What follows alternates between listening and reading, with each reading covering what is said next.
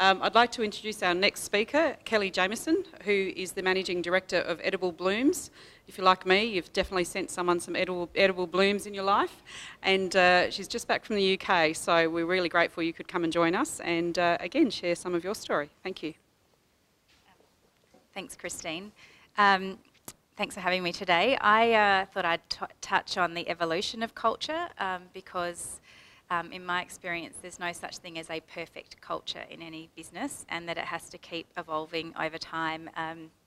So at Edible Blooms, we've been working on our culture and our value set for many, many years, and we've made some mistakes along the way as well. And I think one of our challenges has been, and there's probably a lot of other businesses in this room who've got multiple locations, because I find that quite a challenge in our company, because in one office it's great to maintain a particular culture set, but when you have to duplicate that across multiple locations in different states and potentially in other countries, that becomes quite a challenge. Never before has that been more important than it has for me in the last few weeks.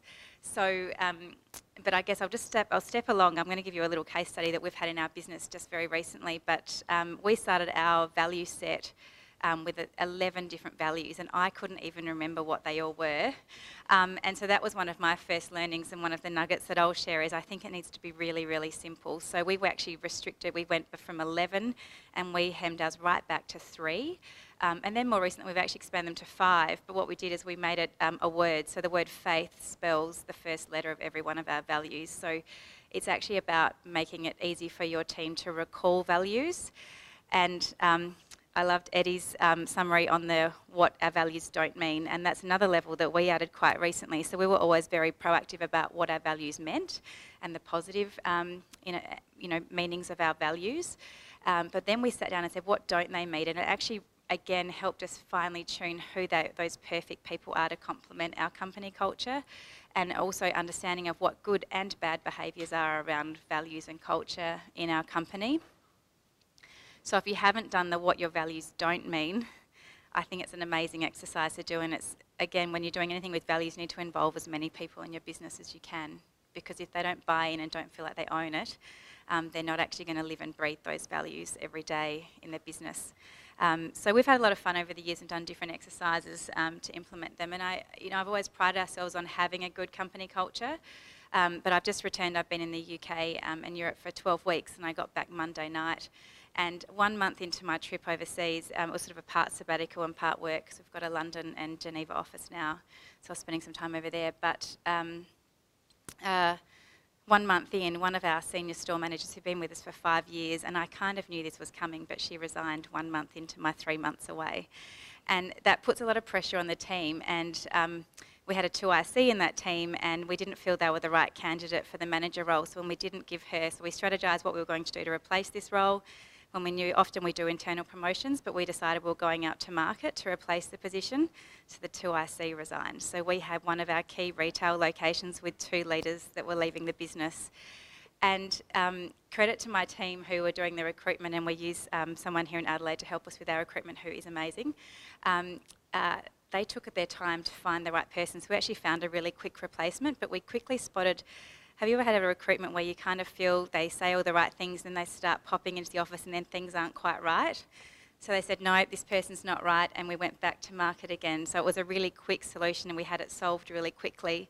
But they knew that the cost to the business was so much higher if we quickly replaced and didn't have that right person. So as it turns out, we ended up with an amazing former employee who happened to contact us, who said, oh, my husband's just got a relocation, have you got any roles going? So we found the perfect person for the leadership role, but the 2IC took us quite a long time to recruit, and it's actually put a lot of pressure on all of our other stores, because they've all been backfilling and helping that particular store to keep their orders going for their customers.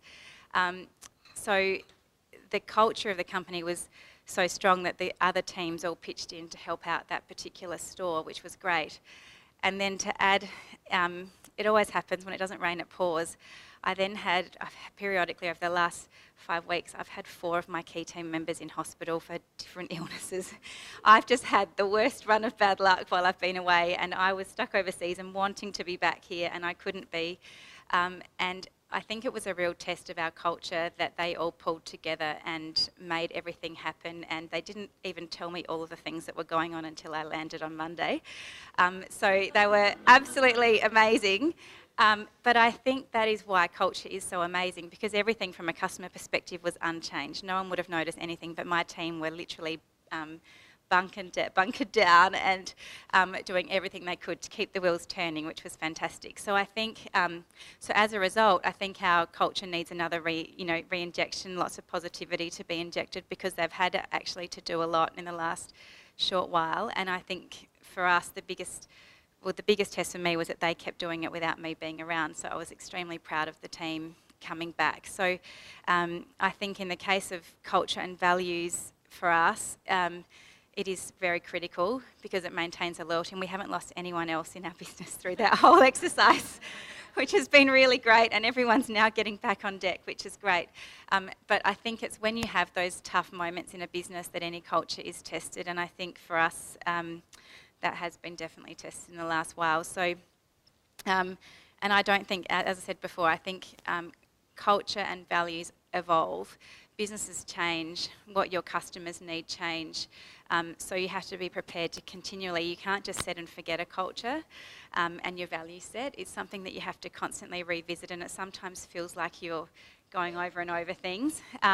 But from my recent experience, I can say please keep investing because it's really critical to your future success. So thank you.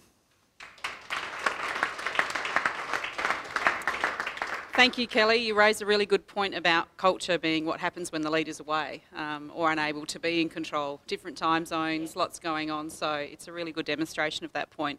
And I hope you're feeling a lot more relaxed than you might have been feeling Monday.